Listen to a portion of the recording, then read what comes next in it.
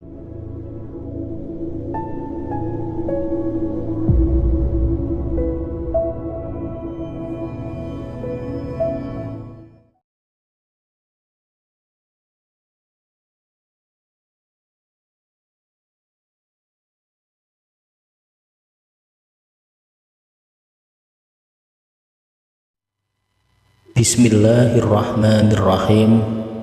Assalamualaikum warahmatullahi wabarakatuh. Syukur alhamdulillah kita bisa berjumpa kembali dengan channel Jazirah Islami. Harapan dan doa saya semoga saudaraku semuanya selalu diberikan nikmat berupa kesehatan dan dilancarkan rezekinya. Amin ya rabbal alamin. Sahabat beriman yang dimuliakan Allah subhanahu wa ta'ala, sholat duha adalah sholat sunnah yang dikerjakan pada waktu saat naiknya matahari setinggi tombak sampai waktu zawal al-syam atau menjelang waktu zuhur tiba. Jumlah rakaat yang kita lakukan minimal 2 rakaat, boleh 4 rakaat, dan paling utama adalah 8 rakaat. Sholat duha sangat dianjurkan untuk dilaksanakan karena memiliki banyak keutamaan. Syekh Jainuddin Al-Malibari dalam kitab Fathul Mu'in halaman 254 menjelaskan sebagai berikut: sholat duha disunahkan berdasarkan firman Allah yang artinya bertasbih bersama di waktu sore dan pagi. Ibnu Abbas menafsirkan lafaz-lafaz Isra adalah sholat duha. Imam Bukhari Muslim meriwayatkan hadis dari Abu Hurairah yang mengatakan bahwa Rasulullah SAW pernah berwasiat 3 hal kepadaku: puasa 3 hari setiap bulan, sholat duha 2 rakaat, dan sholat witir sebelum tidur. Lalu keistimewaan apakah yang akan kita dapat jika kita istiqomahkan melaksanakan sholat duha di pagi hari? Yaitu yang pertama, sholat duha kita sebagai sedekah. Yang dimaksud dengan sedekah ini bukan berupa harta, namun berupa amalan yang mendekatkan diri kepada Allah subhanahu wa ta'ala. Kemudian yang kedua, bahwa orang yang membiasakan sholat duha, dosa-dosanya akan diampuni oleh Allah subhanahu wa ta'ala. Sebagaimana diterangkan di dalam hadis dari Abi Hurairah, Rasulullah bersabda, barang siapa yang menjaga sholat duha, maka dosanya akan diampuni meskipun sebanyak buih atau gelembung-gelembung kecil di lautan. Hadis riwayat Ibnu Majah. Yang ketiga, Allah subhanahu wa ta'ala akan memberikan kecukupan rezeki dalam kebutuhan sehari-hari, baik berupa materi maupun non-materi.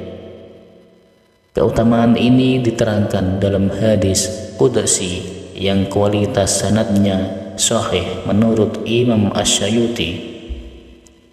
Allah subhanahu wa ta'ala berfirman, wahai anak Adam, sungguh jangan kamu meninggalkan 4 rakaat di awal siang, maka aku akan cukupkan di akhir siangnya. Dan zikir apakah yang wajib kita baca setelah melaksanakan sholat duha agar rezeki kita dimudahkan dan dilancarkan, juga dikeluarkan oleh Allah subhanahu wa ta'ala, dan segala permasalahan yang kita hadapi dimudahkan dan diringankan, serta mendapatkan pertolongan dari Allah subhanahu wa ta'ala. Yaitu yang pertama, membaca kalimat zikir istighfar, astaghfirullahaladzim, astaghfirullahaladzim, astaghfirullahaladzim, dibaca sebanyak 33 kali. Sebelum kita berdoa kepada Allah, awali dengan baca kalimat istighfar agar dosa-dosa kita diampuni, taubatan kita diterima oleh Allah, karena segala doa kita, hajat kita agar dikabulkan kuncinya adalah dosa-dosa kita diterima oleh Allah Subhanahu wa Ta'ala. Yang kedua, zikir yang kedua yaitu membaca kalimat zikir La ilaha illa anta subhanaka inni kuntu minadz dzalimin, dibaca sebanyak 33 kali.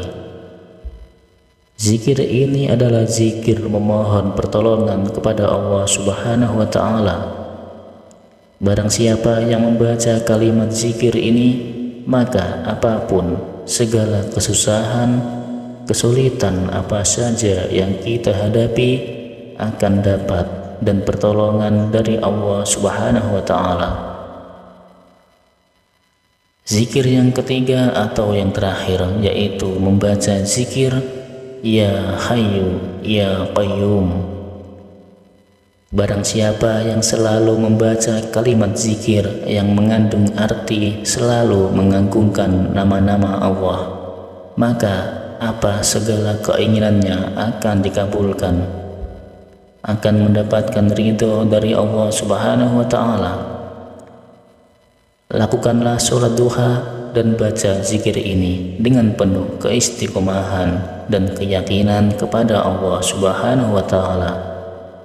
Maka apa segala hajat, keinginan dan doa kita, rezeki kita akan dilancarkan, akan diperluas oleh Allah Subhanahu wa Ta'ala. Dan tak lupa juga saya doakan selalu yang sudah menonton video ini, yang sudah membagikan video ini dan mensubscribe channel ini. Saya doakan semoga selalu diberikan barokah umur oleh Allah Subhanahu wa Ta'ala, diberikan barokah sehat, dimudahkan dan dilancarkan rezekinya, dan yang terakhir, apa yang menjadi hajat dan keinginannya agar segera dikabulkan oleh Allah Subhanahu wa Ta'ala. Amin amin ya rabbal alamin. Semoga bermanfaat amalan yang saya berikan dan menjadikan perantara agar lebih dekat dengan Allah Subhanahu wa Ta'ala.